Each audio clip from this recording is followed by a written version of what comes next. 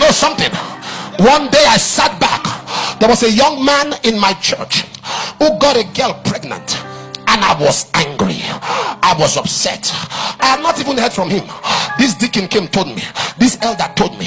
Everybody told me, and I said, I don't want to see him. And one day the Lord said to me, you have heard from them. Have you heard from him? And I said, I don't want to hear from him. And I said, as far as I'm concerned, I see the girl is pregnant. I don't want to hear from him. And I was offended. So I was thinking, one time I wanted to sow a seed to somebody in church, a huge seed. I was praying. I brought some names, about 4 names. Who do I bless this Sunday morning? The first name, God said no. The second name, God said no. The third name, God said no. The fourth name, God said no. I said, then who? God mentioned his name. I said no.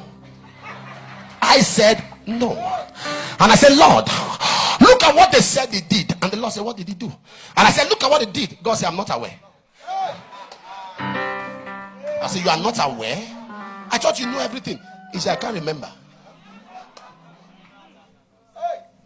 So I said, okay. I called him, and he sat down and he began to talk to me. That is when I discovered that there are many things Christ loves, but Christians don't. Christ is kind, but Christians are not. And the Lord said to me, my hand is upon him. Give him a Bible school form. I gave him. I said, send him to a church. When he graduated, I ordained him. Can I surprise you? That's one of my best pastors today. That's one of my best pastors today. And I began to understand that God's choice is the devil's target. If God is interested in you, Satan is also interested in you. When you see hell break loose on a man, just know that is God's man. When you see hell break loose on a person, know that is God's person. I like to connect myself to people that are attacked. I like to connect myself to people that are fought, because I know greatness attracts trouble. How many of you have seen honey? You've seen honey. Drop honey on the ground, you are going to see a conference of ants and bees. Am I communicating right now? The Lord loved Solomon. I don't know what you think. I don't know how you explain. That is your business. The Lord loved him. Take your seat. Take your seat. Shameless generation of Christians. Shameless. Shameless. No Holy Spirit anymore. Nobody's working with what God tells them. Shameless. The Holy Spirit spoke to me clearly. He said, the enemy has taken the originality of Christianity. Originality, prayer and the word. My heart breaks. My heart breaks. I sat down with a group of ministers, and I was what's going on. They were talking about a young man who was rising, and this said this, they said this. I took my Bible and I walked away. I was in tears. I said, I am ashamed. You guys are generals. We are here. What will it take us to hold hands together and say, Lord, what are you saying? It's a mockery of our Christian faith.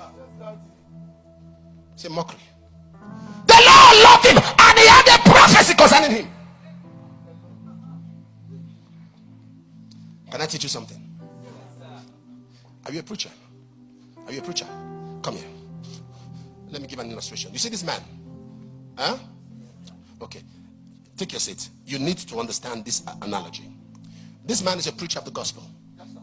Okay.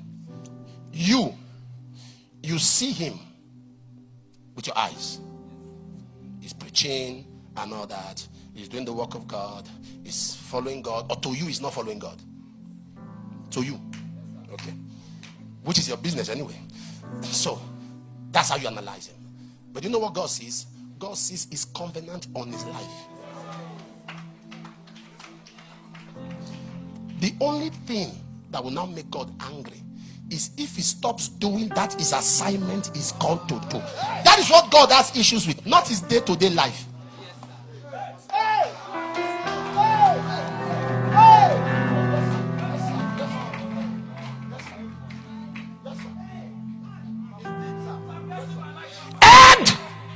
So when we see a man like Solomon, the wisdom of the ancient, but there was something contending the prophecy of his life. Nathan say, no, I won't be part of it. There's a prophecy. But can I surprise you?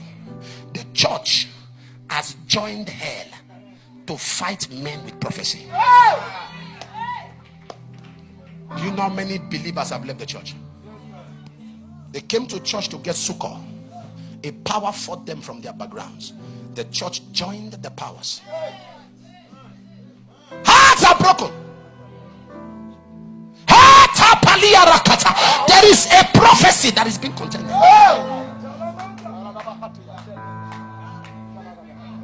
And the problem many of you have is that you don't focus on the prophecy. You focus on the happenings around you. You are too idle. You are too idle. You are too idle. There's a prophecy